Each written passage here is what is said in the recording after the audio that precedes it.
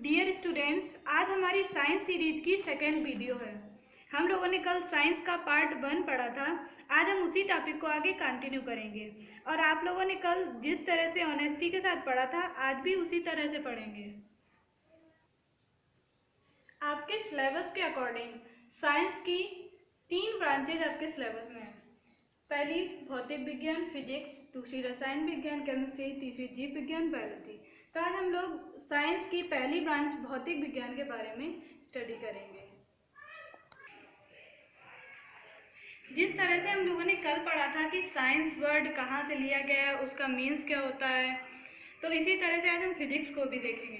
तो physics word, भौतिक विज्ञान को इंग्लिश में क्या कहते हैं? फिजिक्स। भौतिक विज्ञान को इंग्लिश में फिजिक्स कहते हैं। और फिजिक्स वर्ड ग्रीक भाषा से लिया गया है। लैटिन, हिंदी, इंग्लिश की तरह एक और लैंग्वेज होती है, एक और भाषा होती है जिसे क्या बोलते हैं? ग्रीक भाषा। तो फिजिक्स वर्ड ग्रीक भाषा से लिया गया है। और ग्रीक भाषा में एक वर्ड होता है, ग्रीक भाषा में एक शब्द होता है फ्यूसिस। तो फिजिक्स शब्द फ्यूसिस से लिया गया है। तो भौतिक विज्ञान को इंग्लिश में क्या कहते हैं? फिजिक्स। और फिजिक्स वर्ड ग्रीक भाषा के फ्यूसिस शब्द से लिया गया है। और फ्यूसिस का मीन्स होता है नेचर। फ्यूसिस का अर्थ होता है नेचर। और नेचर की हिंदी क्या होती है? प्रकृति। इसे एक बार फिर से देख लेते हैं कि भौतिक विज्ञान को इंग्लिश में क्या कहते हैं? फिजिक्स। और फिजिक्स शब्द ग्रीक भाषा के फ्यूसिस शब्द से लिया गया है। और फ्यूसिस का मतलब क्या होता है? नेचर। नेचर मीन्स होता है प्रकृति। तो फिजिक्स का मीन्स क्या हो गया? प्रकृति। तो इस प्रकार हम फिजिक्स को किससे रिलेट कर सकते हैं? नेचर से, प्रकृति से। अब इसे आप एक बार नोट कर लीजिए, बनाए रहो।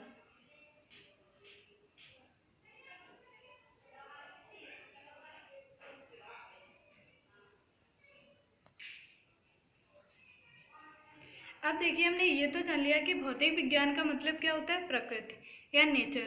अब हमें ये भी पता होना चाहिए कि प्रकृति क्या है। अब देखिए नेचर क्या है। हम लोग नेचर का अध्ययन करेंगे कि नेचर है क्या। तो देखिए, हम अपने आसपास ये सारी चीज़ें देखते होंगे, जैसे वायु, पेड़ पौधे, जल, आग, पत्थर। ये सारी चीज़ें किस में आती हैं? प्रकृति में। ये सारी चीज़ें कैसी हैं? नेचुरल, प्राकृतिक। अब देखिए, इन सारी चीज़ों को नोमिनेट कैसे करेंगे, इन्हें डिफाइन कैसे करेंगे, तो इसके लिए साइंटिस्ट ने एक वर्ड यूज़ किया है, द्रव्य या पदार्थ। द्रव्य को दूसरे शब्दों में पदार्थ भी बोलते हैं। इसकी इंग्लिश क्या होती है? मैटर। अब देखिए मैटर क्या है। जैसे ये मान लीजिए ये पेड़ है, तो ये पेड़, इसमें कुछ वजन भी है और ये कुछ जगह भी घेर रहा है, कुछ स्थान भी घेर रहा है। तो इस तरह से मैटर क्या होता है कि वे जिनमें कुछ द्रव्यमान होता है या जिनमें कुछ वजन होता है और जो स्थान घेरते हैं, तो उन्हें हम क्या कह सकते हैं? मैटर। उन्हें हम क्या कह सकते हैं? द्रव्य या पदार्थ।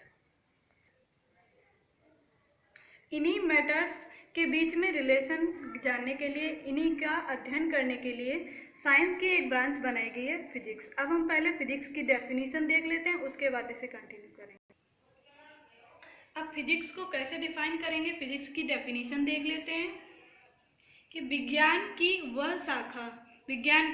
वह शाखा जिसके अंतर्गत हम द्रव्य तथा ऊर्जा के बीच संबंध का अध्ययन करते हैं। विज्ञान की वह शाखा जिसके अंतर्गत हम द्रव्य तथा ऊर्जा के बीच संबंध का अध्ययन करते हैं। इंग्लिश में देख लीजिए, the branch of science by which we deal about relation between matter and energy. अब एक बार इसे नोट कर लीजिए, फिर से देखते हैं।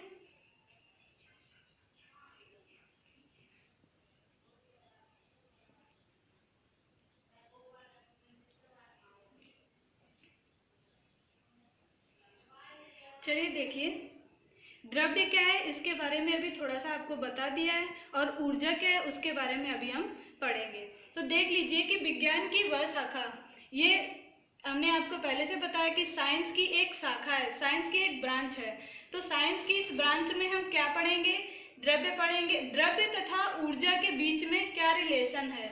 द्रव्य, मैटर और एनर्जी के बीच में क्या रिलेशन है वही हम इसमें पढ़ेंगे। इंग्लिश में एक बार देख लीजिए आप इसे कैसे याद करेंगे।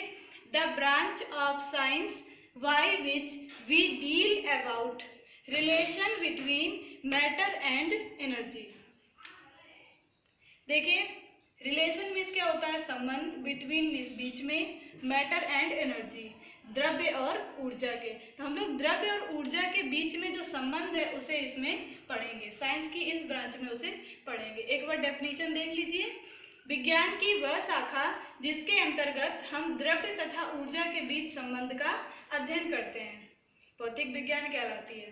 The branch of science by which we deal about relation between matter and energy. देखिए फिजिक्स की डेफिनेशन को रिकॉल कर लेते हैं। फिजिक्स में हमने क्या देखा था, विज्ञान की वह शाखा जिसके अंतर्गत हम द्रव्य और ऊर्जा के बीच संबंध का अध्ययन करते हैं। तो देखिए इसमें कौन कौन से दो वर्ड्स आए, द्रव्य और ऊर्जा। द्रव्य के बारे में ब्रीफ थोड़ा हमने देखा है, अभी दोबारा से देखेंगे, द्रव्य को भी डिफाइन करेंगे और एनर्जी क्या है, ऊर्जा क्या है, इसे भी डिफाइन करेंगे। अब देखिए द्रव्य क्या होता है कि ब्रह्मांड में वह प्रत्येक वस्तु जिसमें द्रव्यमान होता है तथा जो स्थान घेरती है क्या कहलाती है, द्रव्य।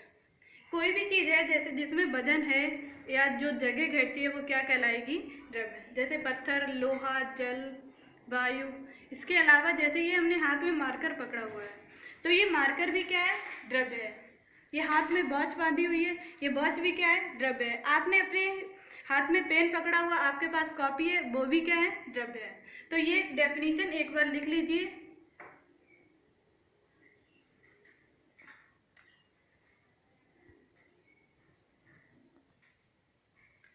तो द्रव्य क्या है कि कोई भी ऐसी चीज जिसमें वजन होता है, जिसमें द्रव्यमान होता है और जो स्थान घेरती है क्या कहलाती है, द्रव्य।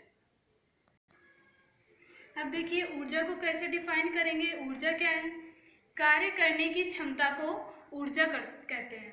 कार्य करने की क्षमता को ऊर्जा कहते हैं। इंग्लिश में देख लीजिए, working capacity is called the energy. Working capacity is called the energy. कार्य करने की क्षमता को ऊर्जा कहते हैं। किसी भी वस्तु की कार्य करने की जो क्षमता होती है, उसके काम करने की जो क्षमता होती है उसे क्या कहते हैं, ऊर्जा। एक बार आप इसे भी नोट कर लीजिए।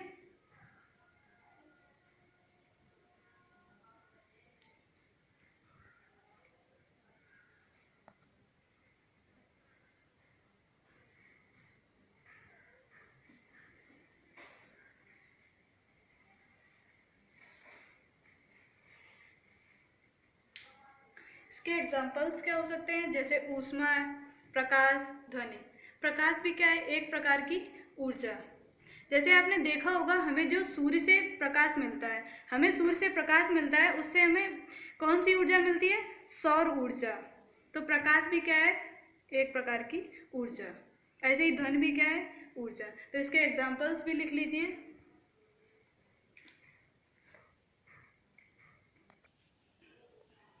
अब देखिए हम द्रव्य और ऊर्जा में रिलेशन पढ़ने जा रहे हैं कि द्रव्य और ऊर्जा में क्या संबंध है। तो द्रव्य और ऊर्जा में एक वैज्ञानिक थे आइंस्टीन, आपने सुना ही होगा। तो आइंस्टीन ने द्रव्य और ऊर्जा में एक रिलेशन बताया था। आइंस्टीन ने बताया था कि द्रव्य और ऊर्जा दोनों एक ही हैं। कैसे, मतलब कि द्रव्य और ऊर्जा दोनों एक ही हैं। और इन्होंने बताया था कि द्रव्य को ऊर्जा में और ऊर्जा को द्रव्य में चेंज कर सकते हैं। जैसे क्या है कि कोई लकड़ी है, अभी हमने आपको बताया कोई लकड़ी का टुकड़ा है, तो इसे अगर हम जलाएंगे तो उससे ऊर्जा निकलेगी। तो इस तरह से द्रव्य को किस में चेंज कर लिया जा सकता है, आसानी से ऊर्जा में। तो आइंस्टीन ने बताया था कि द्रव्यमान को ऊर्जा में बदल सकते हैं और ऊर्जा को द्रव्यमान में बदल सकते हैं। तो इसके लिए इन्होंने अपना एक समीकरण भी दिया था। तो आइंस्टीन ने एक समीकरण दिया था जिसे आइंस्टीन का द्रव्यमान ऊर्जा समीकरण कहते हैं। Einstein's mass energy equation. Mass means द्रव्यमान, एनर्जी मीन्स ऊर्जा, इक्वेशन मीन्स समीकरण। तो ये आइंस्टीन का द्रव्यमान ऊर्जा समीकरण क्या है, ऊर्जा बराबर द्रव्यमान गुणे निर्वात में प्रकाश की चाल का होल स्क्वायर। ऊर्जा को किससे प्रदर्शित करते हैं, ई से। और द्रव्यमान को m से, निर्वात में प्रकाश की चाल को c से। तो ये बन गया E बराबर mc²। अब इससे आगे का टॉपिक नेक्स्ट वीडियो में करेंगे। Thank you.